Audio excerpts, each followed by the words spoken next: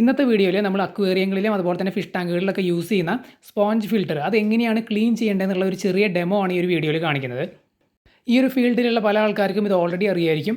എങ്കിലും അറിയാത്തവർക്കായിട്ട് നമ്മൾ പറയുകയാണ്, അല്ലെങ്കിൽ ഈ ഒരു ഫീൽഡിലേക്ക് പുതിയതായിട്ട് വരുന്ന ആൾക്കാർക്ക് ഇതിനെക്കുറിച്ച് അറിയാനുള്ള സാധ്യതകൾ വളരെ കുറവാണ്. കാരണം ഇത് സാധാരണ നമ്മൾ ക്ലീൻ ചെയ്യുന്ന ഒരു രീതിയല്ല ഈ ഒരു സ്പോഞ്ച് ഫിൽറ്റർ ക്ലീൻ ചെയ്യാനായിട്ട്. അതിന് പല കാരണങ്ങളുണ്ട്. നമ്മൾ വീഡിയോകളിൽ മുമ്പ് പറഞ്ഞിട്ടുണ്ട് എന്തുകൊണ്ടാണ് സ്പോഞ്ച് ഫിൽറ്റർ ഓവറായിട്ട് കഴുകാൻ പാടില്ല എന്നുള്ളത്. അപ്പോൾ എങ്ങനെയാണ് ഈ ഒരു സംഭവം ക്ലീൻ ചെയ്യേണ്ടത് എന്നുള്ളതിൻ്റെ ഡെമോ കാണിക്കുന്നതിന് മുമ്പ് ഇതെന്താണെന്നുള്ളത് ഞാൻ പെട്ടെന്നൊന്ന് പറഞ്ഞു പോകാം. ഇത് അക്വേറിയങ്ങളിൽ നമ്മൾ വെക്കുന്ന സ്പോഞ്ച് ഫിൽറ്ററാണ്. ഇതിന് 3 ഉപയോഗങ്ങളാണ് മെയിനായിട്ടുള്ളത്. ഇതിൻ്റെ സെൻറ്ററിൽ നമ്മൾ എന്ത് ചെയ്യുമെന്ന് വെച്ച് കഴിഞ്ഞാൽ നമ്മൾ എയർ പമ്പ് കണക്ട് ചെയ്യും. അങ്ങനെ എയർ പമ്പ് കണക്ട് ചെയ്യുന്ന സമയത്ത് എയർ സെൻറ്ററിൽ കൂടെ പുറത്തേക്ക് ഈ ട്യൂബ് വഴി കാണുന്ന ആ ഒരു ട്രാൻസ്പാരൻറ്റ് ഹോസ് വഴി പുറത്തേക്ക് വരികയാണ് ചെയ്യുന്നത്. ഈ സമയത്ത് അക്വേറിയത്തിൻ്റെ പുറം ഭാഗത്തുള്ള വെള്ളം ഈ ഒരു സ്പോഞ്ചിലേക്ക് വലിഞ്ഞു കയറി അക്വേറിയത്തിലെ വെള്ളത്തിലുള്ള അഴുക്ക് മുഴുവൻ സ്പോഞ്ചിൽ അടിഞ്ഞുകൂടാണ് ചെയ്യുന്നത്. ഇതിനെയാണ് മെക്കാനിക്കൽ ഫിൽട്രേഷൻ എന്ന് പറയുന്നത്. അപ്പോൾ എയറേഷൻ നടക്കുന്നുണ്ട്, മെക്കാനിക്കൽ ഫിൽട്രേഷൻ നടക്കുന്നുണ്ട്. അഡീഷണലായിട്ട് ഇതിനകത്ത് ബെനിഫിഷ്യൽ ബാക്ടീരിയാസ്, അതായത് നൈട്രോസോമോണാസ്, നൈട്രോസ്പൈറ പോലുള്ള ബെനിഫിഷ്യൽ നല്ല ബാക്ടീരിയാസ് ഈ സ്പോഞ്ചിനകത്ത് കോളനികൾ സൃഷ്ടിക്കും, അല്ലെങ്കിൽ കൂടുകൾ കൂട്ടും. ഈ ബാക്ടീരിയാസാണ് നമ്മൾ ഫിഷ് പ്രൊഡ്യൂസ് ചെയ്യുന്ന വേസ്റ്റ്, അതിനകത്തുള്ള അമോണിയയെ ലെസ് ടോക്സിക് ആയിട്ടുള്ള നൈട്രേറ്റ്സ് ആയിട്ട് കൺവേർട്ട് ചെയ്യുന്നത് ഈ ബാക്ടീരിയാസാണ്. അപ്പോൾ ഈ നല്ല ബാക്ടീരിയകൾ അക്വേറിയത്തിൽ അത്യാവശ്യമാണ് ഈ ഒരു ടോക്സിക് ആയിട്ടുള്ള അമോണിയയെ കൺവേർട്ട് ചെയ്തിട്ട് ലെസ് ടോക്സിക് ആയിട്ടുള്ള നൈട്രേറ്റ് ഫോമിലേക്ക് ആക്കാനായിട്ട്. അപ്പോൾ ആ ഒരു കാരണം കൊണ്ടാണ് ഈ ഒരു സ്പോഞ്ച് ഫിൽറ്റർ ഓവറായിട്ട് ക്ലീൻ ചെയ്യരുത് എന്ന് പറയുന്നത്. കാരണം ഈ നല്ല ബാക്ടീരിയകൾ ഈ സ്പോഞ്ചിനകത്താണ് കോളനികൾ ഉണ്ടാക്കുന്നത്.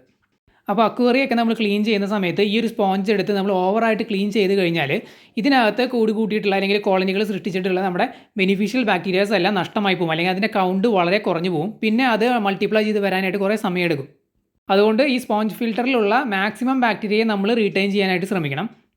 ക്ലീൻ ചെയ്യുന്ന സമയത്ത് എന്തായാലും കുറച്ച് ബാക്ടീരിയാസൊക്കെ പോകും, കാരണം നമുക്ക് ഇതിനകത്തിട്ടൊന്ന് റിൻസ് ചെയ്യേണ്ടി വരും. പക്ഷേ ആ ഒരു പ്രോസസ്സിൻ്റെ സമയത്ത് അധികം ബാക്ടീരിയ നഷ്ടപ്പെട്ടു പോകാതെ ആ ഒരു സ്പോഞ്ചിനകത്ത് മാക്സിമം ബാക്ടീരിയയെ കീപ്പ് ചെയ്യാൻ വേണ്ടിയിട്ടാണ് നമ്മൾ ഈ ഒരു രീതിയിൽ ക്ലീൻ ചെയ്യണമെന്ന് പറയുന്നത്. അതിനായിട്ട് നമ്മൾ ചെയ്യേണ്ടത് എന്താണെന്ന് വെച്ച് കഴിഞ്ഞാൽ ഇതുപോലെ ഒരു കണ്ടെയ്നർ എടുത്ത് വയ്ക്കുക. എന്നിട്ട് അക്വേറിയത്തിലെ വെള്ളമാണ് നമ്മൾ എടുക്കേണ്ടത്. ഒരു കാരണവശാലും ഇതുപോലെ ഫ്രഷ് വെള്ളം എടുക്കരുത്. ഞാൻ ഡെമോൺസ്ട്രേഷന് വേണ്ടിയിട്ട് ജസ്റ്റ് ഫ്രഷ് വെള്ളം നിറച്ചതാണ്. ഫ്രഷ് വെള്ളത്തിലല്ല നമ്മൾ ഈ സ്പോഞ്ച് ക്ലീൻ ചെയ്യേണ്ടത്. ക്ലീൻ ചെയ്യാനായിട്ട് നമ്മൾ എടുക്കേണ്ടത് അക്വേറിയത്തിലെ വെള്ളമാണ്. അത് കൃത്യമായിട്ട് ഓർത്തിരിക്കുക. കാരണം ക്ലീനിങ്ങിൻ്റെ സമയത്ത് അക്വേറിയത്തിലത്തെ ആ വെള്ളം തന്നെ യൂസ് ചെയ്യുന്നതാണ് നല്ലത്. കാരണം ആ വെള്ളത്തിൽ ബാക്ടീരിയയുടെ പ്രസൻസ് ഉണ്ടായിരിക്കും, അതായത് ഈ നല്ല ബാക്ടീരിയകളുടെ. അതുപോലെ തന്നെ ഞാൻ പറഞ്ഞു ഈ ഫ്രഷ് വാട്ടർ യൂസ് ചെയ്യരുത്. അതുപോലെ തന്നെ നമ്മൾ ടാപ്പ് വാട്ടറും യൂസ് ചെയ്യാനായിട്ട് പാടില്ല. അതിനകത്ത് ക്ലോറിൻ്റെ കണ്ടൻറ്റ് ഉണ്ടെങ്കിൽ ബാക്ടീരിയകളെല്ലാം പെട്ടെന്ന് തന്നെ ചത്തുപോകും. അതുകൊണ്ട് അക്വേറിയത്തിലെ വെള്ളം തന്നെ യൂസ് ചെയ്യാനായിട്ട് ശ്രമിക്കുക. പിന്നെ ഈ സ്പോഞ്ച് ഫിൽറ്ററിൻ്റെ ഈ സ്പോഞ്ച് ഊരിയെടുക്കുന്നത് ഇങ്ങനെയാണ്. സെൻറ്ററിലത്തെ ഈ ഒരു സംഭവം നമ്മൾ ഇളക്കി എടുക്കുകയാണെന്നുണ്ടെങ്കിൽ സ്പോഞ്ച് നമുക്ക് ഈസി ആയിട്ട് ഊരിയെടുക്കാം. ഇതിൻ്റെ സെൻറ്ററിൽ കാണുന്ന ആ വാൽവിലേക്കാണ് നമ്മൾ എയർ പമ്പിൻ്റെ ആ ഒരു ഹോസ് കണക്ട് ചെയ്യുന്നത് വർക്കിങ്ങിന് വേണ്ടിയിട്ട്. അതുപോലെ തന്നെ ഒരു കാരണവശാലും ഇത്തരത്തിലുള്ള സ്പോഞ്ച് നമ്മൾ ഏതെങ്കിലും കെമിക്കൽസോ ഡിറ്റർജൻറ്റോ അതുപോലെ ചൂടുവെള്ളം പോലുള്ള സംഭവങ്ങളൊന്നും ഒരു കാരണവശാലും യൂസ് ചെയ്യാനായിട്ട് പാടില്ല.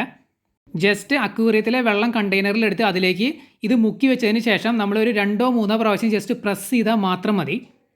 നമ്മൾ ആദ്യത്തെ പ്രസ് ചെയ്യുമ്പോൾ തന്നെ ഇതിനകത്ത് അടിഞ്ഞു കൂടിയിട്ടുള്ള അഴുക്ക് മുഴുവൻ പുറത്തേക്ക് പോകുന്നത് കാണാം.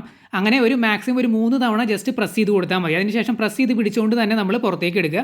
നമ്മൾ അതിനകത്ത് വെച്ച് തന്നെ റിലീസ് ചെയ്ത് കഴിഞ്ഞാൽ വെള്ളം വീണ്ടും ഇതിനകത്തേക്ക് കയറാൻ സാധ്യതയുണ്ട്. അതുകൊണ്ട് പ്രസ് ചെയ്ത് പിടിച്ചിട്ട് നമ്മൾ പുറത്തേക്ക് എടുക്കുക. അപ്പോൾ കുറച്ച് വെള്ളം അതിനകത്ത് റീറ്റെയിൻ ചെയ്ത് നിൽക്കും. അതിനകത്ത് ആ ബാക്ടീരിയാസ് നിലനിൽക്കാനുള്ള സാധ്യത കൂടുതലാണ്. പിന്നെ നമ്മൾ യൂസ് ചെയ്തിട്ടുള്ളത് ഓൾറെഡി അക്വേറിയത്തിലത്തെ വെള്ളം ആയതുകൊണ്ട് തന്നെ ബാക്ടീരിയയുടെ കൗണ്ട് അത്യാവശ്യം ഈ ഒരു സ്പോഞ്ചിനകത്ത് തന്നെ റീറ്റെയിൻ ചെയ്യും.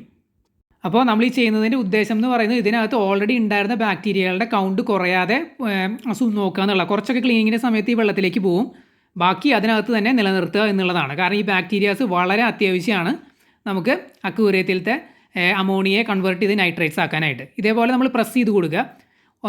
ശരിക്കും പറയുന്നത് 2 പ്രാവശ്യമൊക്കെ പ്രസ് ചെയ്താൽ മതിയാണ്. നമുക്കൊരു 3 പ്രാവശ്യമൊക്കെ ഇങ്ങനെ പ്രസ് ചെയ്യാം. പ്രസ് ചെയ്യുന്ന സമയത്ത് തന്നെ ഇതിനകത്തുള്ള ചെളി മുഴുവൻ പുറത്തേക്ക് റിലീസ് ചെയ്യും.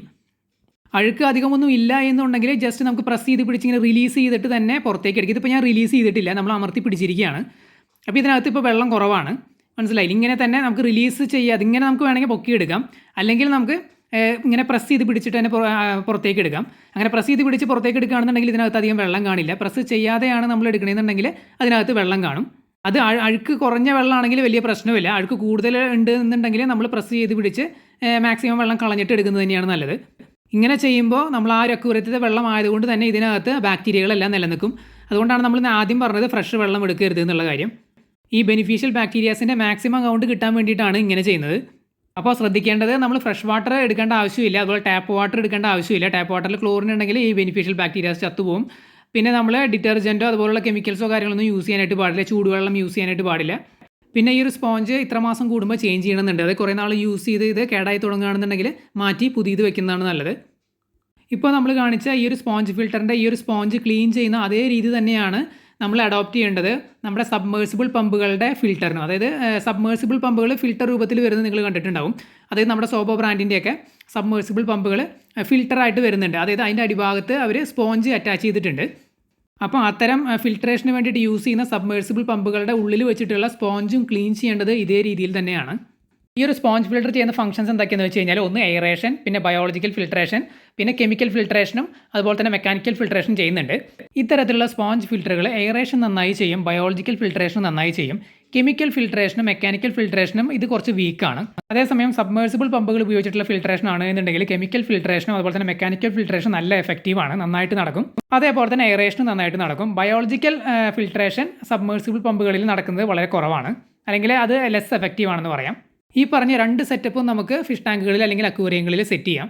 അങ്ങനെ ചെയ്യുകയാണെന്നുണ്ടെങ്കിൽ അത് വളരെ നല്ലതാണ്. കാരണം എല്ലാ ഫംഗ്ഷനും നല്ല അടിപൊളിയായിട്ട് തന്നെ നടക്കും. എന്തെങ്കിലും ഡൗട്ടുകൾ ഉണ്ടെങ്കിൽ കമൻറ്റ് ചെയ്ത് ചോദിക്കുക, നമ്മൾ തീർച്ചയായിട്ടും റിപ്ലൈ തരുന്നതായിരിക്കും.